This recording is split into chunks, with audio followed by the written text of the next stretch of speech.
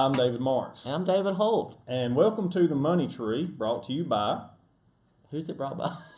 There's several bring-bys. I'm just kidding. We appreciate MtnValleyNewspaper.com. I said all that right. MtnValleyNewspaper.com. That's their website address. Also, Farmers Telephone TV. Channel 6. We appreciate them. And we're having a great time talking about financial stuff. We are. And, even this morning, before we started broadcasting or recording, whatever you want to say, we've had a good time. He's made fun of me, let me just say. That might be possibly true. That is true. So we hope that you're having a great day. There's no collusion, though. Collusion? Yeah. Let's don't get into politics. We're talking about money, not politics. That's true. Have you had a good week so far?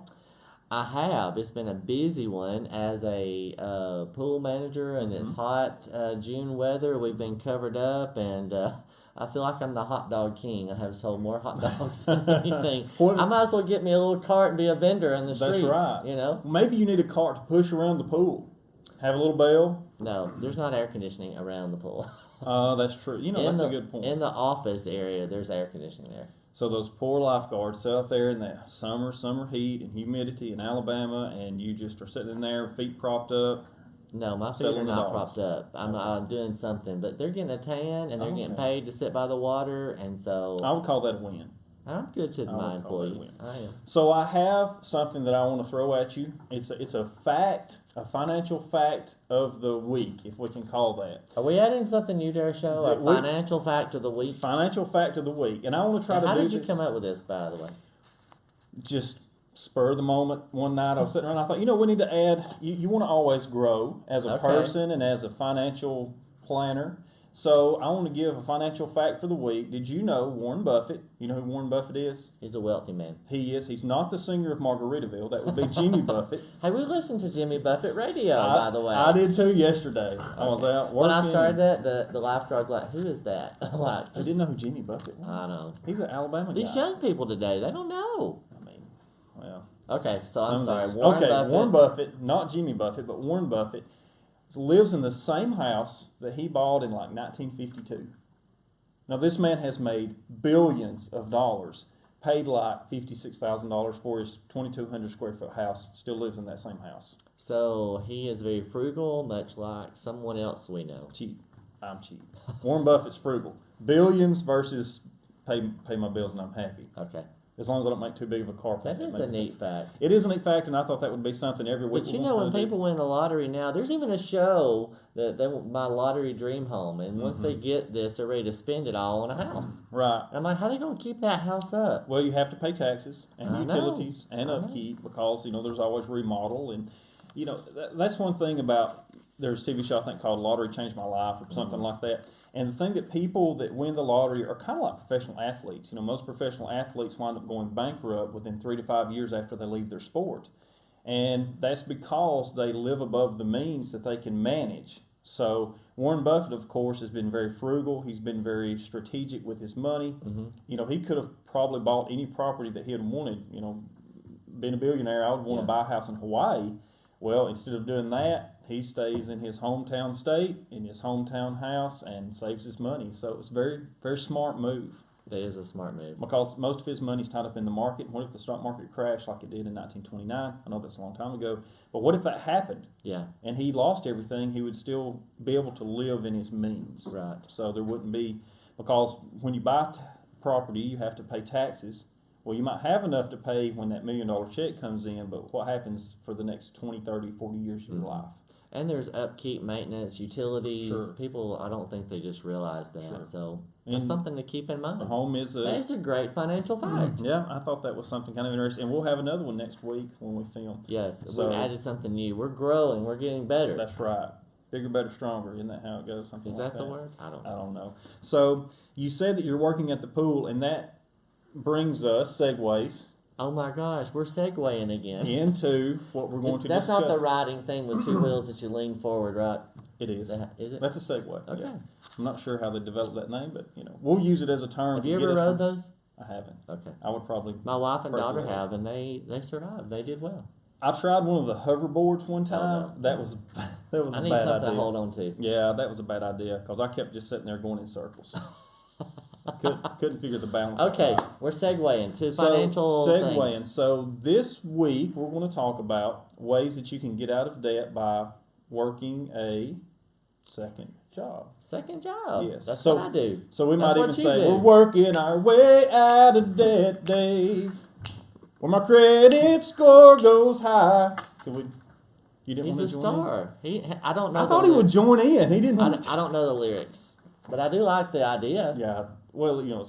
We go ahead and pay royalties on that. No, Camera because it's a parody. Oh. I did a little research, and it's kind of like Weird Al Yankovic. If anybody knows who that is, I know who that is. Okay, Weird Al Yankovic. You know, he gets away with what he does because he changes a little bit of it. So, sorry, Four Seasons. I guess you're right on that one.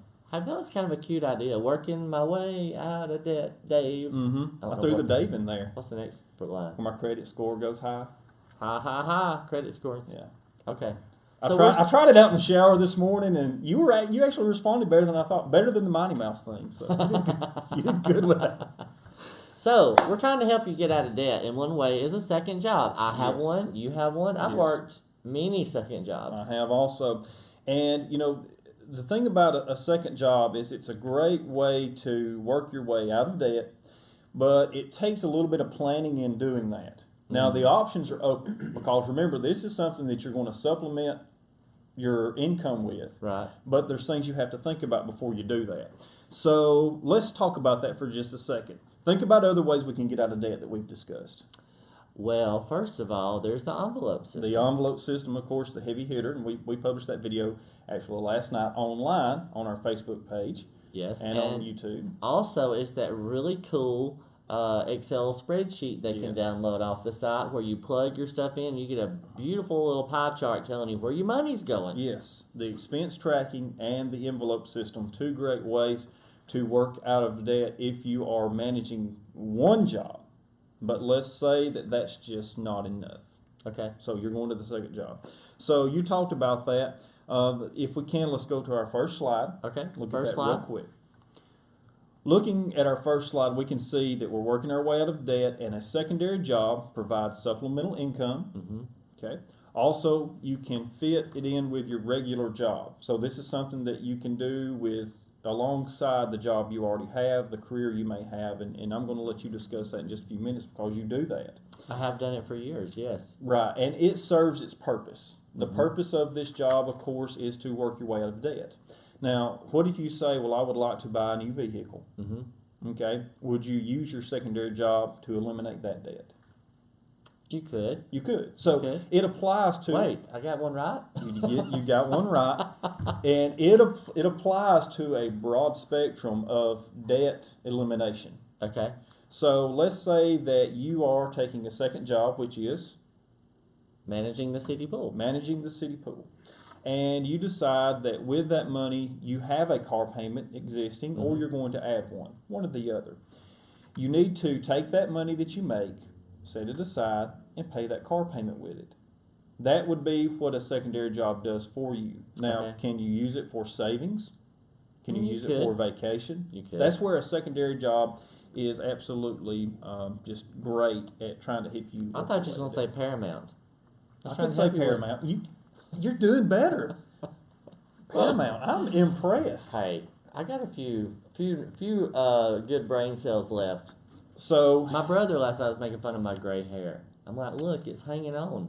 That's right, which is not what mine is doing. Okay, I'm sorry. Well, secondary jobs and tertiary jobs would be, there's your word. I have to look that one up. Yeah, would be something that I feel like that a lot of people would consider, but some have not always exhausted their resources in doing. So let's give you an example. Okay. When I was in college, I was a cook at Ruby Tuesdays. Yes. In Gadsden. And the work environment was very good. I had a very good boss. He was very, kind to allow me to talk about my viewpoints, because a lot of the guys in the kitchen knew where I stood on my faith, and they didn't really take that same. So we would discuss those things. He was fine with that.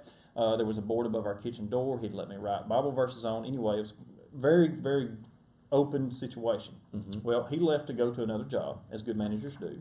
And when he did, we had a manager who come in who was right the opposite of that. And so I saw myself in a rough situation there, and I knew that I had to get out of it. So a very good businessman that I know of from the Jackson County area, his name's Rex Cresswell, helped me get into online selling in eBay. Okay. And I actually started making more money doing that than I was doing working at Ruby's. Really? So working with those jobs together, I was allowed to, of course, have a little bit more spending money. And when I was in school. Well, you always need spending money in college. In college, you always and need plus, that. a flexible job like that you can do on your own time is great. Right. And so that was something anybody could do. That was something anybody can do. And I guess that kind of leads us into our next path here of finding an additional job. Finding that extra job. Well, there are tons of jobs out there if you just look. Right, absolutely. So let's talk about finding that second job if we can. Go to our second slide here.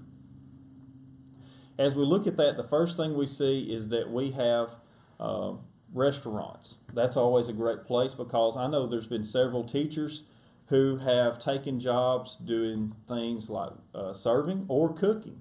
There's several things you can do with that. So also you can do retail, right, and possibly even real estate. That might be a job. Selling homes. You might freelance or whatever you want to call working with a company to sell and show houses. Right. Okay. Can you think of another one that might go with that? Not off the top of my head. Think about what your nephew did for a while.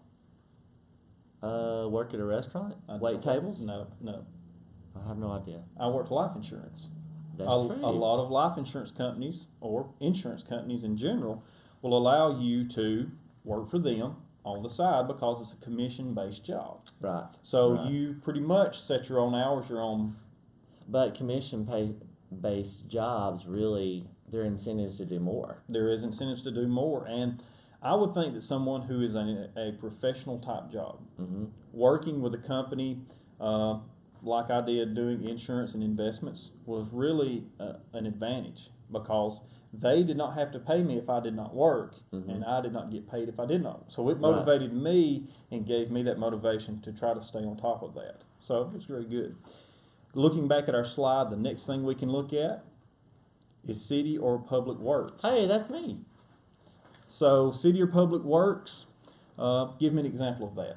Well, you can manage a pool. You could work for the city in the summer, working at the ball field. Mainly that's, I would say, more for a younger person, possibly. Not that the manager is young, but I mean mostly the lifeguards. I was going to throw something in on that, but I didn't. I held my peace. But I guess because I had done this for such a long time, it was something I just keep doing. People say, why do you do that? Well, it provides a supplemental income that, to me, I've used to offset expenses. For example, with 2 teenage boys and everybody driving a car, usually that money went to pay for tires or servicing a vehicle rather than take a hit to the regular checking account. We would squirrel that away and pay for those kinds of things. Sure, and that's where, cities love to have responsible people working. They would not want to hire you if you were someone who wasn't reliable and trustworthy because you're going to be managing their property. Right. So let's say that you're working at the pool as a manager or you're working over the ball fields for your community.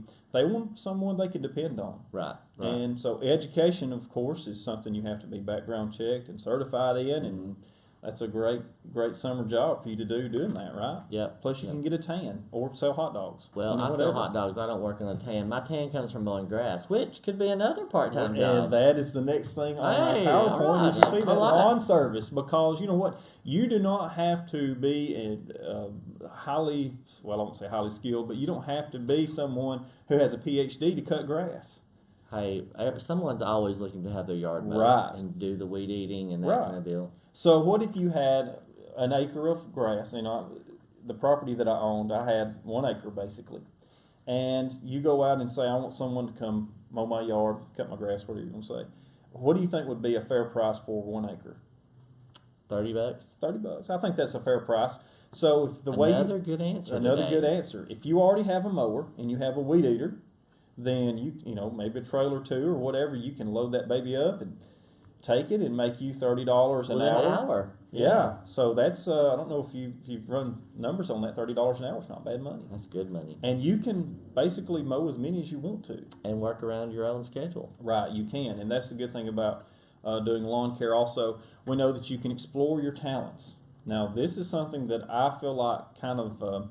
I'm not going to say that I stumbled into it, but I've been very fortunate in things that I've done.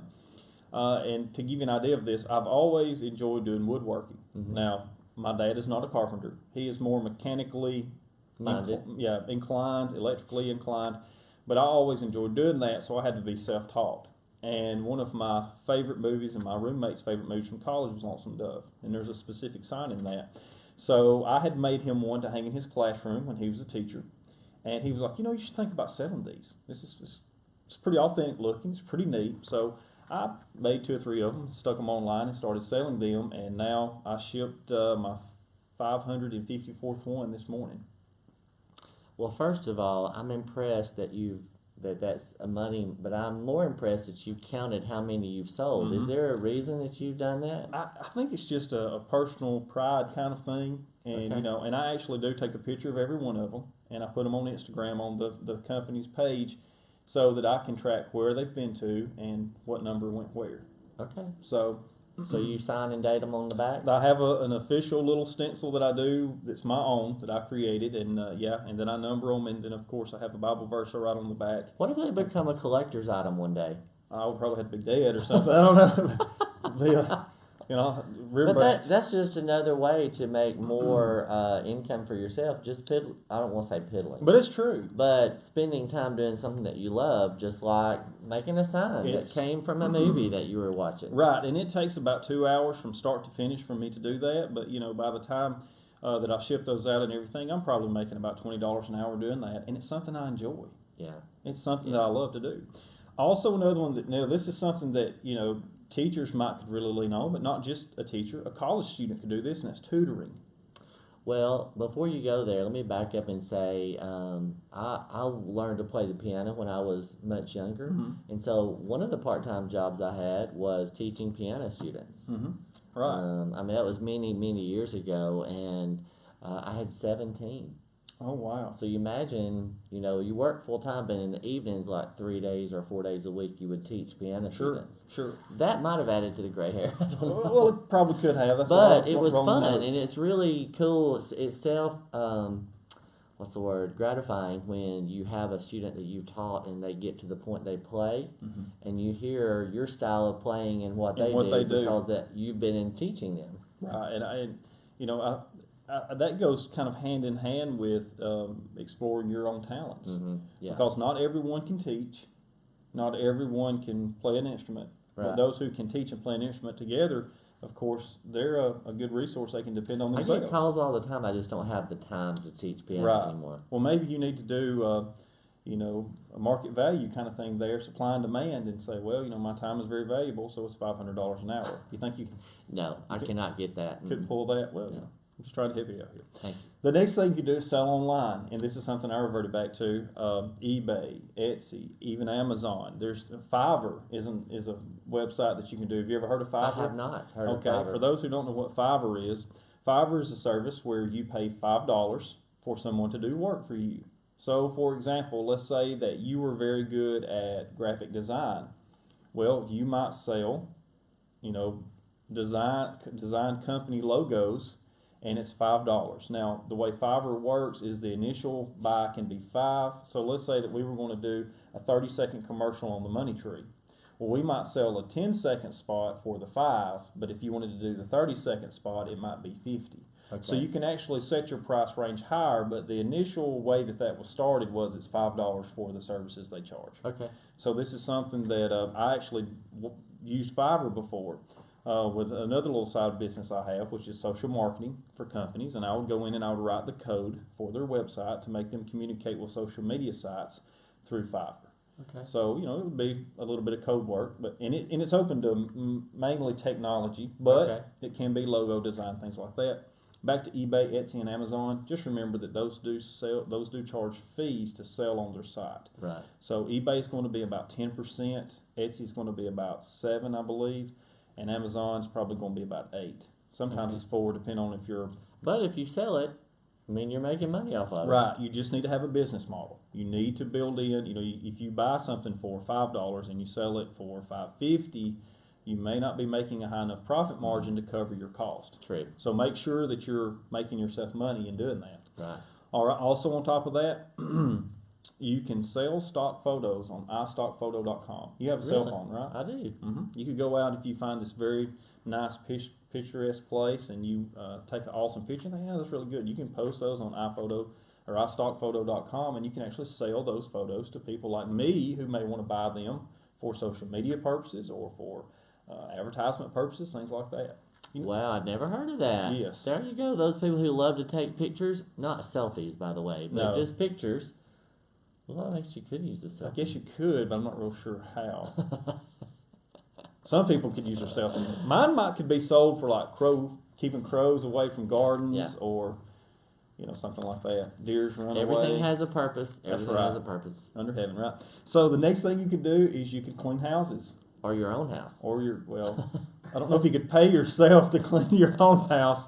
But that, again, we're trying to give a plethora of ways that means people, a lot, ladies and gentlemen. It means a lot. Ways that you can make extra money, and cleaning houses is a very good way. Mm-hmm. Now, people don't want to do it, but they want somebody to come in and do it for them. Sure, absolutely. So again, this is kind of like lawn care. You could set your own rate. You could say, hey, I'll clean it. How about this? Are you ready for this? Mm-hmm. Because a lot of people have started using PayPal or Square or things like that to where they can take payments through their phone. Yeah. But what if you said, I will clean your house for $50 every 2 weeks on your debit or credit card, but if you pay with cash, I'll clean it for $40. Ooh. Always report your earnings to the IRS, by the way. Yes. But I'm just saying, cash might be a little bit, because that might give you cash on hand to where you're going to pay processing fees with those other ones. So and you could be an Uber driver. You can be an Uber, not in our area, but really, maybe one day. You can't do it here? I don't think so. I don't think Alabama has opened up Uber yet. Maybe they have, because you can use it in Birmingham, can't you? Well, that's Not Alabama, by the way. Birmingham is? No, what I'm saying, I thought at one time out, because I think it's very state to state. Why don't you research that, give us a financial fact? I can. But I would hope that Uber would be here, because I'm thinking people always need a ride somewhere. They do. That would be a great market thing for our area. It would be, but I think that the state has to allow Uber to actually come into your state and operate. Okay. So I think it would have to check on that. Babysitting, or I know this may sound strange, but pet sitting.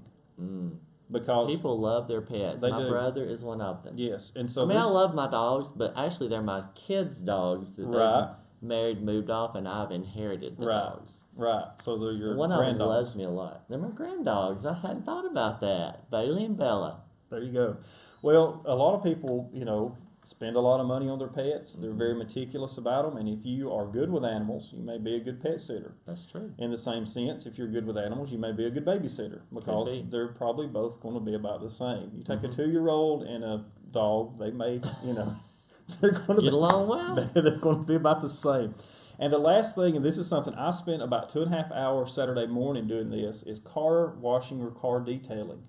And I clean the crevices and the cracks and in between the door jambs and everything with my vehicle, just because I think you should take pride in that. But there's people who would pay good money to do that. Well, as a matter of fact, the lady at church told me Sunday that her kids had a car wash. All there. I said, well, what about yours? She said, no, I work so I can pay somebody to do it. Right. I'm like, well. And a lot of professionals do that. That's what they like to do. They would rather have someone come in and wash their vehicle and clean their house and mow their yard, because they may not have time with their job, or they may say, hey, that's a luxury of where I've worked myself to in life, so I'm going to let someone else do it. So we hope that you will think some of these out. There's tons of opportunities out there to go to work. Absolutely. To make some money. There's weekend work at one of the local motels. There's always somebody at fast food wanting some assistance. We've got several search engines like Indeed.com or somewhere to look for a part-time job. Look online, and there's freelance writing. There's all kind of things, and that goes back to exploring your talents. Now, since we have established different ways you can find a second job, let's talk real quick about how that second job actually helps you eliminate debt. All right, because that's our main focus here. That's true. So now we're looking at slide number 3. Slide number 3. Hey, I segued into that. You did good. Looking at slide 3, we can see that you eliminate debt by finding ways to separate money for your second job. Okay, so what you do is you have to make sure that you earmark the money for a specific debt, and you need to keep it in a separate account. You also need to reserve yourself enough for taxes, and you need to use the envelope system with this. Hey. So if you have cash, you can, of course, say, all right, we're going to have an envelope that's labeled debt, blah, blah, blah, blah. Or you can say vacation, Sure. or tires, or Sure, whatever you whatever. want it to be. You Or just just squirrel it away. Simply savings, put it in the envelope. There you go. All right, would you like to take the next part? We're going to stock picks. Stock picks, yes. I hope that's where we're going. We are going to stock picks. The quick picks of stock. All right. So I have a few this week. Some of these. Hey, there are more than 5. Yeah, yeah. You tell me you're going to do 5, and there's more on this Well, side. there's a reason why. Okay. We have a little surprise. Hail Mary pass in the surprise. slides. Right. Okay, here we go. So let's look at our stock pick slide real quick, and Okay. of course we may come back to us. But the first one is Nuveen Tax Advantage Fund. The symbol is JTD. It's around $16 a share, which I know may seem a little high. I own this stock myself, and since I have purchased this stock, and for the last month, I've seen a 4% return, which may not seem like a lot, but this is a low volatility stock, so it's not one you're going to see take massive jumps and massive falls. Okay. But I've seen a 4% return for the month, and it also provides me with a 2% dividend. Which is good. So that's 6% return if we're looking at that. The next one is Liberty All-Star Equity Fund. It's around $5 a share. USA. USA is the symbol. We've mentioned this several times. This stock is very low volatility. So it has about a 2% dividend and about a 2% return for the month. Of course, I think now that, trying not to stay in politics, but it does affect our finances, I think now that we're kind of seeing some things maybe settle down with Russia and all that's going on in the elections over in England, hopefully we'll see our market start to get out of its stale place. It's been kind of stale for the last month. The next one is Five Oaks Investment Corporation. Which we've seen before, Which we have seen before. The symbol is Oaks. And again, this is one that I own personally, and it's a good buy at around $5 a share, maybe even up to $5.50, but be careful over that mark. It has a PE ratio of 10, which is not the greatest. Remember, 17 is the number we're shooting for, but this one offers a 14% monthly dividend. Wow, 14% is great. They are paying a very good monthly dividend right now, which will help you, of course, turn around and buy more things you may want to in the market. Right. The next one is Gold Corp Incorporated, and the symbol is GG.